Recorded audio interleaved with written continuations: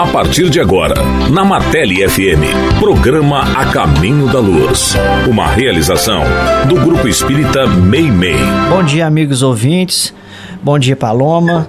Nós estamos iniciando mais uma vez o programa A Caminho da Luz do Grupo Espírita Meimei. E como sempre, nós estamos lembrando aos nossos amigos ouvintes as novidades do programa A Caminho da Luz.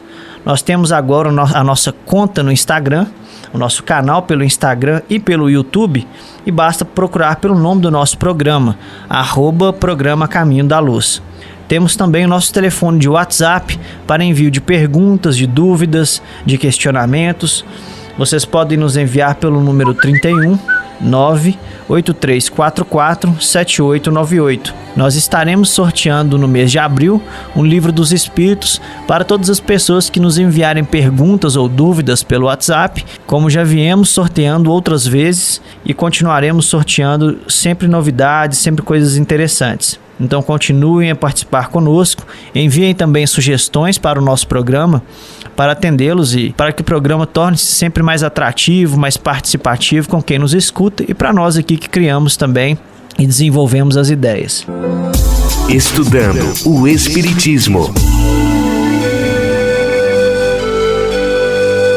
Hoje estudaremos a questão de número 350 do Livro dos Espíritos, capítulo 7. Da volta do espírito à vida corporal, prelúdio da volta, união da alma e do corpo, na qual Kardec pergunta aos imortais: uma vez unido ao corpo da criança e quando já lhe não é possível voltar atrás, sucede alguma vez deprolhar o espírito a escolha que fez? E a espiritualidade superior responde: pergunta-se como o homem se queixa da vida que tem, se desejara que outra fosse ela? Sim. Se arrepende da escolha que fez? Não, pois não sabe ter sido sua escolha. Depois de encarnado, não pode o espírito lastimar uma escolha de que não tenha consciência. Pode, entretanto, achar pesada demais a carga e considerá-la superior às suas forças. É quando isso acontece que recorre ao suicídio.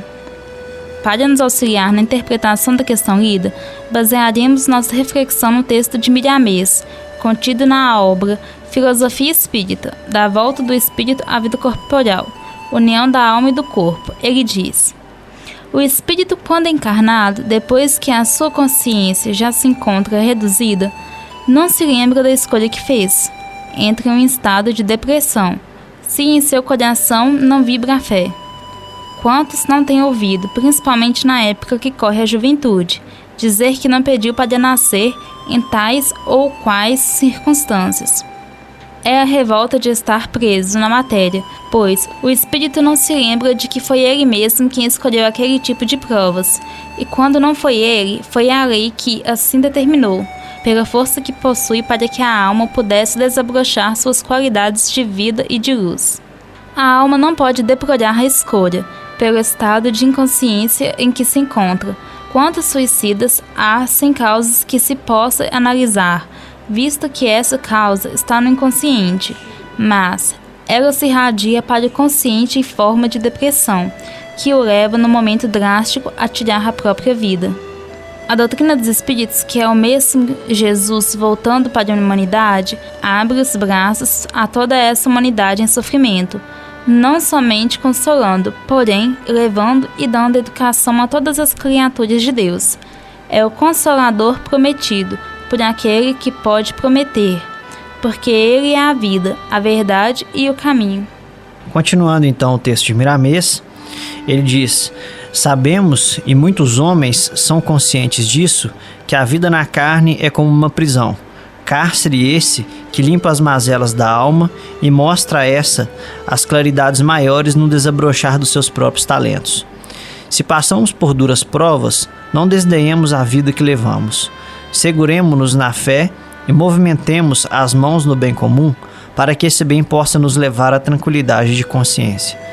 Procuremos o amor em todas as suas modalidades de expressão, que esse amor virá de Deus pelos canais do Cristo, para nos salvar das depressões e da ignorância. Firmemo-nos na lei das vidas sucessivas, que por elas podemos conhecer a bondade de Deus. Firmemo-nos na comunicação dos espíritos com os homens, que por esse intermédio notaremos que ninguém morre e que a vida continua em todas as direções. Firmemo-nos no amor e na caridade, que desse modo encontraremos a paz no coração e todas as diretrizes que nos levam à harmonia interna. É muito bonito para a gente fazer uma pausa de comentário do texto de Miramês, que hoje, inclusive, tem uma palestra que a gente assistiu esses dias, o palestrante chamava Roberto, que ele falava sobre a inclusão dos jovens no movimento espírita, a importância e a necessidade dos jovens, da interação dos jovens no movimento espírita. E da interpretação dele, ele fala sobre José Raul Teixeira, como a gente conhece, o grande orador e médium espírita que ele é, o grande humanista que ele é.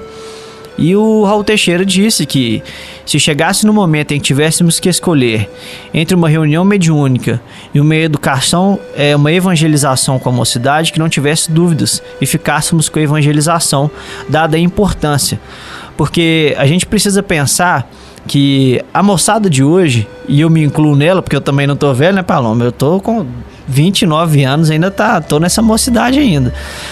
Então, gente, o tempo, a gente sabe muito bem que as coisas evoluem, os canais de comunicação evoluem, as coisas evoluem, tudo continua evoluindo. E o conteúdo da doutrina espírita, a matéria em si, ela consegue se moldar através do tempo. O que não se molda são as pessoas. As pessoas querem aplicar metodologias de 40 anos atrás, 40 anos à frente. Isso é impossível de acontecer. Então a dificuldade de inserção do jovem no movimento espírita hoje está justamente em atualizar-se no que está acontecendo para atrair essa moçada e na liberdade de ação a eles. Porque tem muita gente com muita capacidade que não se dá ouvidos e não se dá poder de voz a eles. Então é lógico que a gente precisa de ter toda a experiência, o cuidado, a disciplina, a educação. Isso é necessário para qualquer tarefa, é comum que isso aconteça, mas é necessário mais ainda também que se dê oportunidade. Não adianta nada você dar oportunidade, mas você não tirar aquela bengala é a dependência. Então não adianta, a pessoa não vai crescer. E esse texto de Miramês acabou me lembrando essa situação. Mas vamos continuar com a Paloma lendo a reflexão de Miramês. Prezados irmãos, ajudemos no que pudermos aqueles que ainda dormem na inconsciência e não usemos o nome do Senhor em vão, sem saber diretamente os seus desígnios. Lembremos-nos de que Jesus é o nosso pastor e que nunca deixará suas ovelhas tresmalhadas sem o amparo naquele que é a verdadeira vida. Não queiramos que a nossa vida seja outra, ela é o que deve ser, de que precisamos. A nossa felicidade se encontra nas linhas do nosso desempenho nesta vida. Procuremos a tranquilidade nas mínimas coisas. Não pensemos no mal, nem falemos nele, porque tudo o que pensamos e falamos entra em nosso caminho, vindo ao nosso encontro.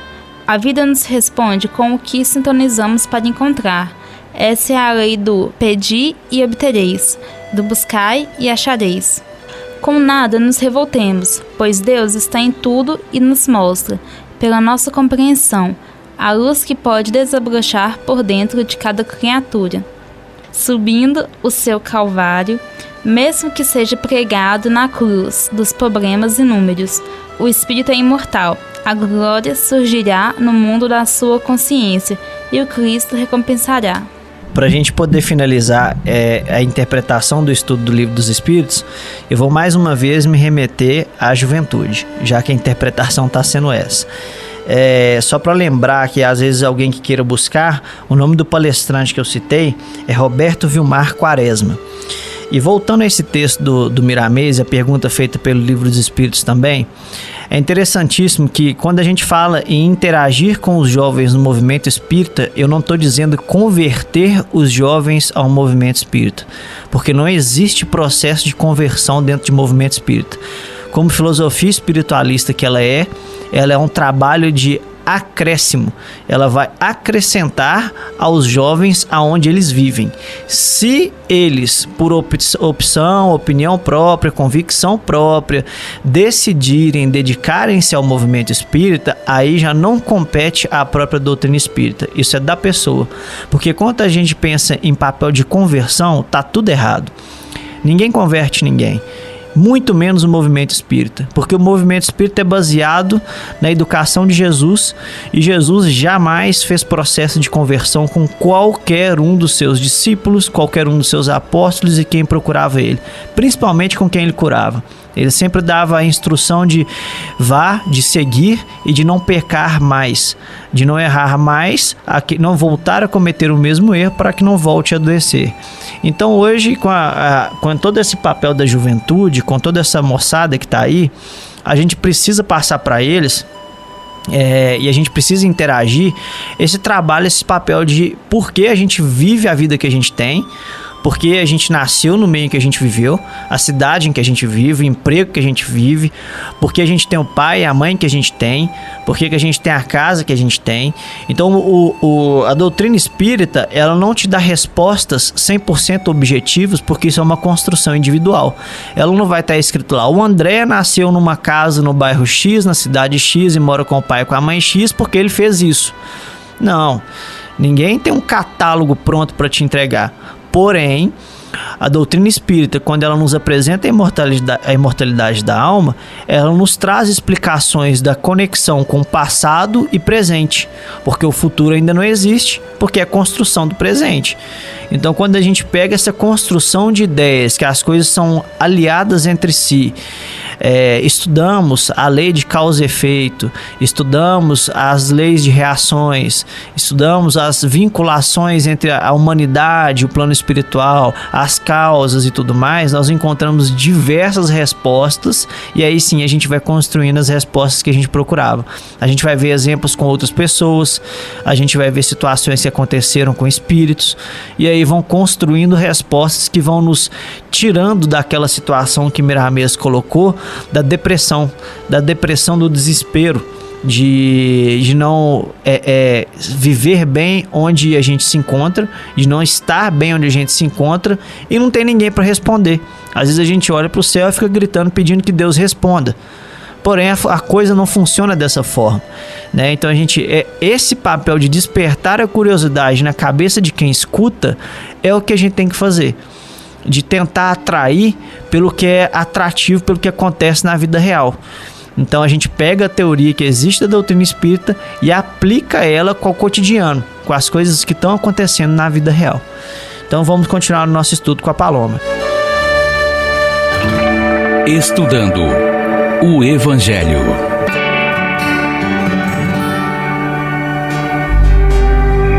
Continuando o nosso estudo do Evangelho segundo o Espiritismo, agora no capítulo 10, Bem-aventurados os misericordiosos, o sacrifício mais agradável a Deus, itens 7 e 8.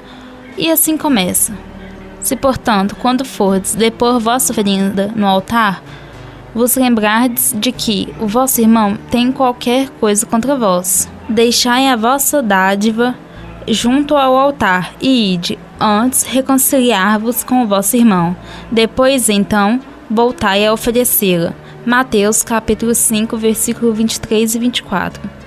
Quando diz, ide, reconciliai-vos com vosso irmão, antes de depordes a vossa oferenda no altar, Jesus ensina que o sacrifício mais agradável ao Senhor é o que o homem faça de seu próprio ressentimento, que, antes de se apresentar para ser por ele perdoado, precisa o homem haver perdoado e reparado o agravo que tenha feito a algum de seus irmãos.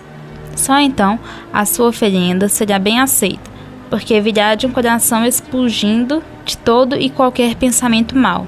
Ele materializou o preceito, porque os judeus ofereciam sacrifícios materiais, cumpria-lhe conformar suas palavras aos usos ainda em voga.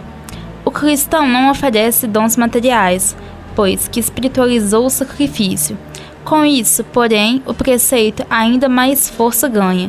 Ele oferece sua alma a Deus, e essa alma tem de ser purificada. Entrando no templo do Senhor, deve ele deixar fora todo sentimento de ódio e de animosidade, todo mau pensamento contra o seu irmão. Só então os anjos levarão sua prece aos pés do Eterno. Eis aí o que ensina Jesus por estas palavras: deixai a vossa oferenda junto do altar, e ide primeiro reconciliar-vos com o vosso irmão, se quiserdes ser agradável ao Senhor. Bom, então após a leitura que a Paloma fez do texto do Evangelho, a gente vai ler a interpretação feita por Leda de Almeida Rezende Ebner, que nos foi cedida gentilmente pelo Centro Espírita Batuíra de Ribeirão Preto, em São Paulo. E a Leda inicia a interpretação dela dizendo que devemos nos lembrar de que Jesus nada deixou escrito. Seus ensinos deveriam se fixar nas mentes e no coração dos homens. Foi um ensino informal, ao sabor das circunstâncias, dos usos e dos costumes dos judeus, a fim de serem mais facilmente fixados na memória, mesmo sem um entendimento maior das lições. Os judeus, como todos os demais povos da época, ofereciam sacrifícios materiais, como animais para serem mortos, conforme os ritos adequados para agradarem e homenagearem a Deus. O Espiritismo nos ensina que, se estamos na Terra para espiritualizar nossos sentimentos, nossas emoções, nossos pensamentos e ações, a fim de desenvolvermos as qualificações divinas que trazemos em nós, Deus, inteligência suprema e causa primária de todas as coisas, absoluto em tudo, não precisa de sacrifícios materiais, mas quer que todos nos tornemos inteligentes e bons. Assim, Jesus, aproveitando um costume religioso da época, deixou o ensinamento de que o sacrifício que devemos fazer, por ser o mais agradável a Deus, é o sacrifício de eliminar o orgulho através do esforço do perdão, da reconciliação, sempre que houver alguma ofensa, mágoa ou ressentimento. Vamos então pensar aqui só um pouquinho sobre esse texto da Leda, antes de eu transferir para Paloma. Olha que interessante, Jesus utilizava da cultura da época, era uma cultura, era um costume. A gente ainda tem hoje seitas e religiões no mundo que utilizam o sacrifício em formas de louvor a Deus. Mas a época e ao local que Jesus estava, que era o povo judeu, que utilizava muito, era muito costumemente o sacrifício como forma de louvor e de pedir perdão a Deus. Ele ensinou o seguinte: olha, é muito mais louvável, ao invés de você chegar aqui e sacrificar uma cabra em forma de pedir perdão a Deus, antes de você vir aqui e sacrificar a cabra, ou ao invés de vir e deixar um animal morto, primeiro volta para dentro de si, analisa os problemas que você tem, as pessoas que você considera como inimigo, ou as pessoas que você tem problemas particulares, e inicie um processo de perdão a favor delas. Porque a gente já fez uma análise aqui anteriormente sobre o perdão e a gente viu que é um processo. Então não significa que antes de fazer uma prece para Jesus, primeiro a gente tem que estar perdoado pelos inimigos ou tem que perdoar os inimigos. É diferente. Uma coisa é quando você faz prece a Jesus com raiva. Outra coisa é quando você consegue fazer uma prece com aquela raiva controlada, ou com aquela raiva diminuída, ou primeiro diminuir o ódio, ou faça uma prece para pedir a Jesus amparo para que você consiga tratar aquele sentimento ruim pelo que você tem para a pessoa. Em suma, o sentimento é mais ou menos esse, a ideia é mais ou menos essa. É basicamente o seguinte: quando tem o pai e a mãe, e um irmão e outro irmão, né? O pai, a mãe e 2 filhos. Um filho briga com o outro. E ele vai lá pedir desculpa pro pai porque brigou com o irmão. O que o pai e a mãe sempre falam?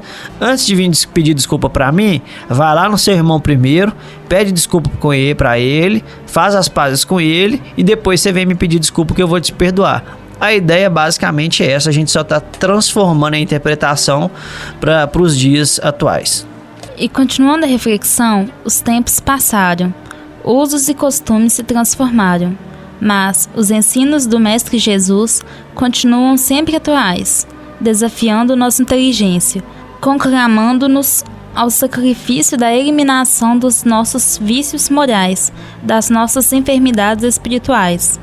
Não adianta considerarmos-nos cristãos, aceitar seus princípios, se não houver o esforço para vivenciar esses ensinos no dia a dia, se não houver uma melhoria de sentimentos, pensamentos e ações.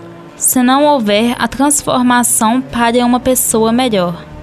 Uma das maiores dificuldades está no perdoar, visto que o orgulho ainda predomina, sob diversas maneiras, nos corações e nas mentes dos homens. Todavia, sempre que nos voltamos para Deus, no altar da nossa consciência, numa prece de louvor ou de agradecimento, ou para pedir em qualquer lugar, devemos, pelo menos nesse instante, estar com o coração puro, sem ressentimentos, sem sentimentos negativos, com a confiança e a simplicidade e a humildade de uma criança. Deixai vir a mim os pequeninos, e não os embaraceis, porque o reino de Deus é daqueles que se lhes assemelham. Mateus capítulo 5, versículo 8. E para finalizarmos então o texto da Leda, ela finaliza dizendo que, em assim fazendo, com a vontade de ter um dia uma consciência tranquila e paz no coração, como podemos manter essa atitude de não nos sentirmos ofendidos, magoados com alguém, não somente quando em oração, mas o mais frequente possível, porque esse é o sacrifício mais agradável a Deus e o mais benéfico para nós, homens da terra e espíritos em desenvolvimento. Então, para a gente poder finalizar também, dando aqui um último comentário do texto da Leda, como do texto do Evangelho, ela falou sobre a transformação para uma melhor pessoa. E esse é um ponto muito interessante que precisa ser pensado, porque quando se fala em transformação para uma melhor pessoa, não está falando para você virar anjo, não está falando para você virar espírito puro, não está falando para você virar aquele falso bonzinho, aquele mansinho que na verdade não é bonzinho, que na verdade está forçando uma situação e você não está sendo a pessoa que você é. Quando se fala em transformar para uma melhor pessoa, não é você deixar de ser quem é, você deixar de fazer as coisas que gosta. É você fazer essas mesmas coisas, porém analisando-as interiormente para ver se isso está te fazendo bem, se está sendo legal, se realmente está sendo proveitoso. Aí você vai transformar uma coisa ou outra, você vai adequar uma coisa ou outra. Isso é de você para com você mesmo. Essa é a função do espiritismo e essa é a função do cristianismo. É levar o conteúdo para dentro de você. Ninguém tem nada com isso. Ninguém tem problema com isso. Essa questão é sua com você mesmo. Então, se em algum momento você se sentir coagido por alguma pessoa em ter que fazer ou ter que deixar de fazer alguma coisa, tenha paciência com essa pessoa, assim como Jesus teve paciência com muita gente, porque muitas pessoas xingavam Jesus, humilhavam, era uma coisa bem bárbara mesmo, mas ele entendia o que a gente às vezes muitas vezes não entende ainda, que a ignorância já não pertence a ele mais, que a ignorância é daquela pessoa que está dirigindo a palavra a ele. Então ele tinha a sabedoria que a gente não tem de relevar as situações e entender que a pessoa que está fazendo aquilo com ele ainda não entendeu o que ele já entendia. Então é uma questão de dar tempo, de dar fôlego, e esse processo de transformação interior é uma coisa que precisa muito ser analisada com calma pelos próprios espíritas, principalmente na tratativa com as pessoas que estão chegando pela primeira vez, em todas elas, porque senão a gente, como eu falei anteriormente, a gente tenta fazer um trabalho de conversão que não existe, né? Pergunta e resposta. Nós agora vamos passar para o livro O Consolador, psicografado por Francisco Cândido Xavier, pelo Espírito Emmanuel. Esse livro O Consolador, só uma curiosidade, ele é qual se fosse, só para a gente ter uma ideia, um livro dos Espíritos.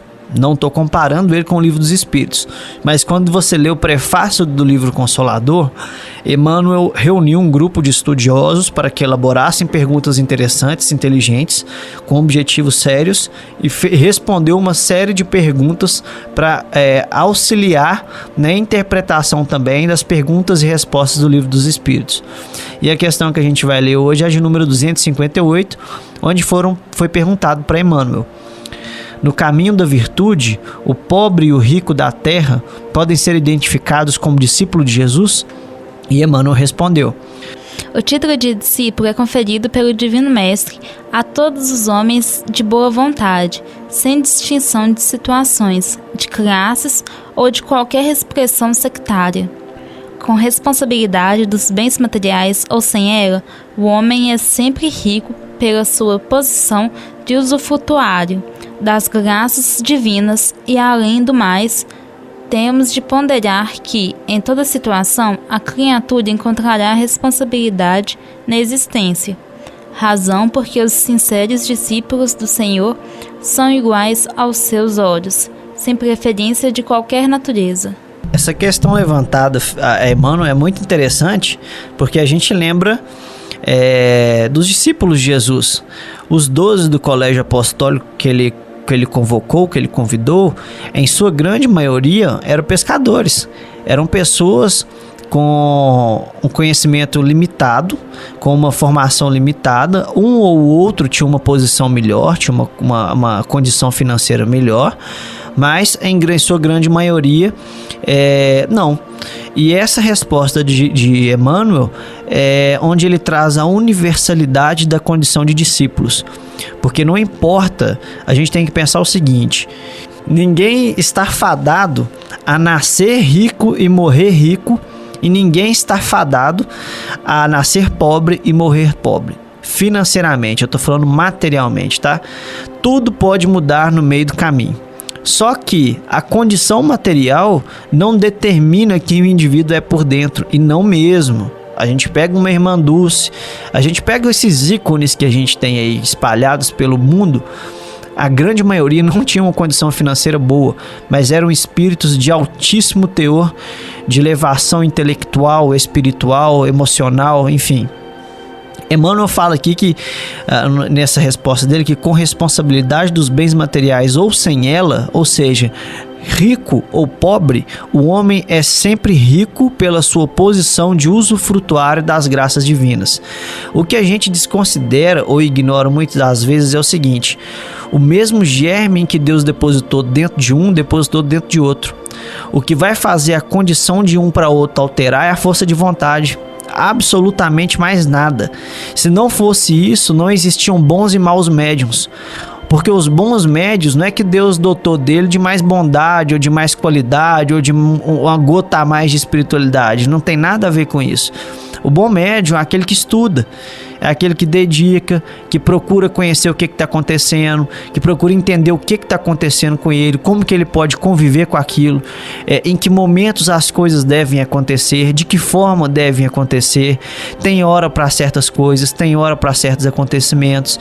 Então é um indivíduo que preocupa com o que está acontecendo com ele mesmo. Só para a gente entender, a gente tem a saúde física, orgânica. Tem gente que se preocupa mais com a alimentação, com a atividade física, e tem gente que não tá nem aí. Então a gente vê o corpo ali de uma pessoa que tá bem definido, que tá se cuidando, tá fazendo atividade, tá alimentando bem, e o corpo do outro que tá desleixado. Então é bondade de Deus ou é maldade de Deus? Não, é força de vontade de cada um. É uma comparação, não sei se bem ou mal feita, mas que dá para entender a ideia aqui que eu tô tentando transmitir. Então isso é muito relativo, extremamente relativo, e dá para ser feito sim um exame bem profundo sobre isso, que todos, absolutamente todos, em qualquer situação que esteja, ele é um discípulo de Jesus, porque é filho de Deus, assim como Jesus é. A categoria espiritual, a essência espiritual é a mesma. É a mesma fonte de que Jesus saiu e que a gente também veio. Então a diferença entre um e outro é o quê? Tempo, vivência, experiência, dedicação e crescimento, com certeza. No próximo programa, para que todos possam sintonizar conosco, nós estaremos no Livro dos Espíritos, na questão 351. No Evangelho segundo o Espiritismo, no capítulo 10, Bem-aventurados os que são misericordiosos, itens 7 e 8, o sacrifício mais agradável a Deus. E no livro O Consolador, na questão de número 259. Avisos da casa. Vamos aqui deixar um recado a todos que nos escutam. Nós teremos hoje, exatamente hoje, um seminário no Grupo Espírita Meimei, com o título Conversando com os Espíritos, com o expositor Jader dos Reis Sampaio, no horário de 8h30 a meio-dia. e o lanche será compartilhado com os participantes. Não precisa fazer sua inscrição, pode terminar de escutar o programa, corre lá, troca de roupa e vai lá para o Meimei, que o seminário é muito bom e o expositor é realmente excelente. Vale a pena ir lá conhecer, vale a pena estar lá conosco. E nós vamos encerrando mais um programa Caminho da Luz. Agradecemos eu e Paloma a presença de todos, que nós possamos estar aqui reunidos no próximo domingo. Mandem para nós suas dúvidas, suas perguntas, não deixem de participar conosco, agradecendo a Jesus, pedindo a Ele que ilumine a vocês que estão nos ouvindo e a todos também que não estão nos ouvindo, mas se gostam e participam do programa. Que possamos ter uma semana muito iluminada, com muito trabalho, muita saúde e muita paz em nossos corações. Tenham todos um bom dia. Você ouviu Programa A Caminho da Luz, uma realização do Grupo Espírita Meimei.